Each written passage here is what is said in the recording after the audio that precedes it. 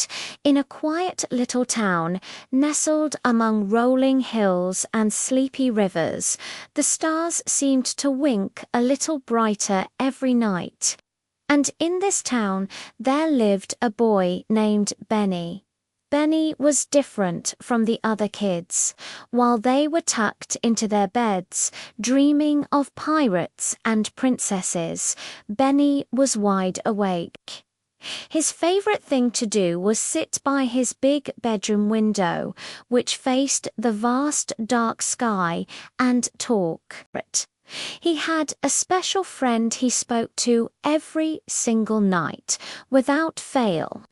With his trusty flashlight in hand, he'd click it on and off, sending a little beam of light up into the darkness. "Good evening, Moon," he'd whisper, his voice soft in the quiet of his room. "How are you tonight? Did you see that big dog that was barking earlier?" He sounded very grumpy. Benny would tell the moon all about his day, about the scraped knee he got from playing tag, the delicious sandwich his mum made for lunch, and the funny-shaped cloud he saw that looked just like a dragon. He never expected a reply, of course. He just loved the company of the silent, glowing orb in the sky. But one night, something truly magical happened. As Benny finished telling a particularly silly joke about a squirrel who couldn't find his nuts, he paused, waiting for the familiar silence. Instead, a voice, soft and gentle, like the rustling of leaves and echoing as if from far away, drifted into his room. "I'm a little tired, Benny," the voice said. "Everyone stares at me, but no one ever says hello except you." Benny's eyes went wide. He blinked, rubbing them to make sure he wasn't dreaming. He looked around his room, empty. He looked back up at the moon, its silvery light pouring through his window. Did you just talk?" he stammered, his heart thumping like a drum. The light of the moon seemed to shimmer, almost like it was nodding. "You can talk," Benny exclaimed, a huge grin spreading across his face. "That's awesome. I knew you were listening. But ... why are you tired? Is it hard work shining all night?" A sound like the chime of a tiny silver bell filled the air. The moon was chuckling. "It is a big job," the moon's voice replied, "but that's not why I'm tired. I feel a bit lonely sometimes. I see all the stories happening down on Earth. I watch children playing, families laughing, and friends sharing secrets. I hear bits and pieces of so many tales, but no one has ever made one just for me." The moon's glow seemed to dim just a little, and Benny felt a pang of sympathy for his new friend. He couldn't imagine being so high up and all alone. "Can I help you feel better?" Benny asked, his voice filled with genuine concern. The moon's light pulsed gently. "Well, maybe you could tell me a story. A story that's all mine." Benny's face lit up. A story. He loved stories. But what kind of story would a moon like? He tapped his chin, thinking hard. It had to be special. It couldn't be about just anything. It had to be about something the moon would understand. He thought about the sky, about the darkness, and about the light. Then an idea sparked in his mind. "Okay," he said, taking a deep breath. "I have one. It's about a lonely little star." He settled back in his window seat, his voice dropping to a storytelling whisper. Once upon a time, in the great, big, inky blanket of space, there was a tiny star named Twinkle. Twinkle was supposed to sparkle and shine, just like all her brothers and sisters. But lately, her light had grown dim.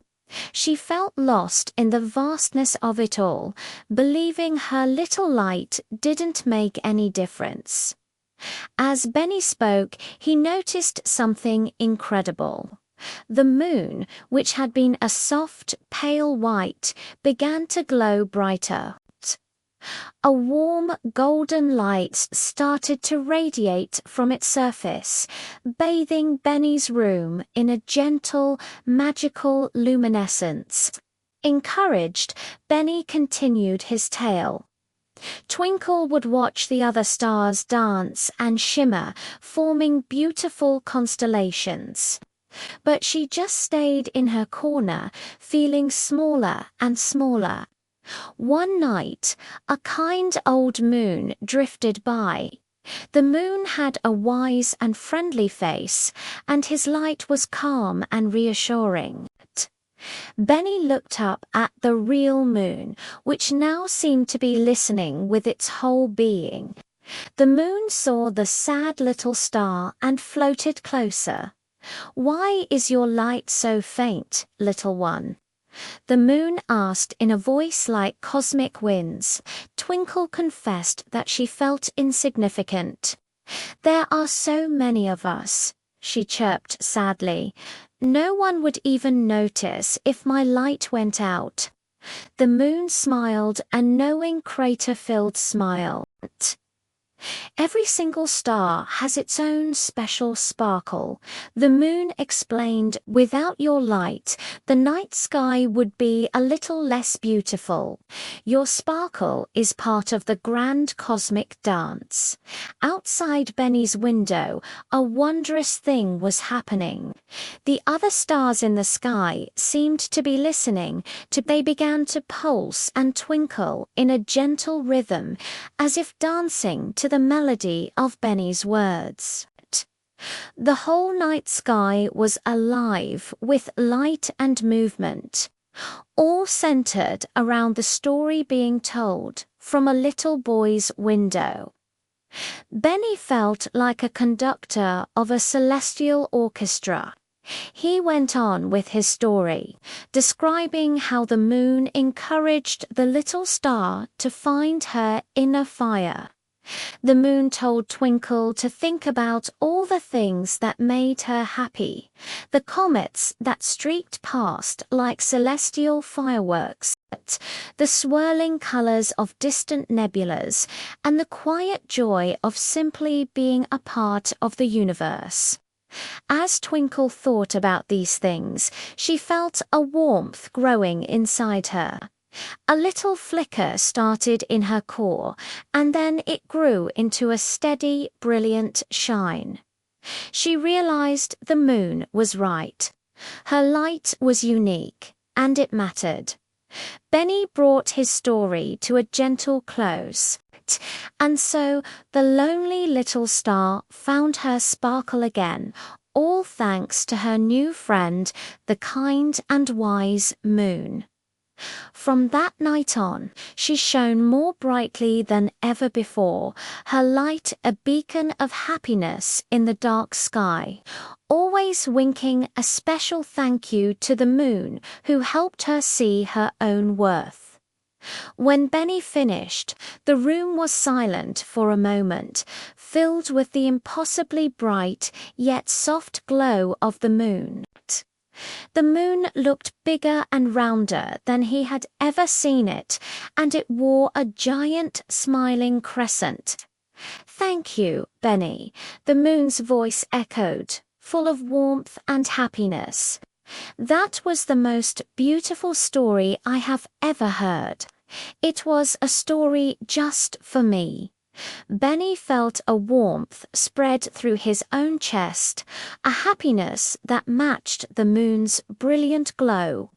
"And thank you for listening, Moon," Benny replied, his voice filled with awe and friendship.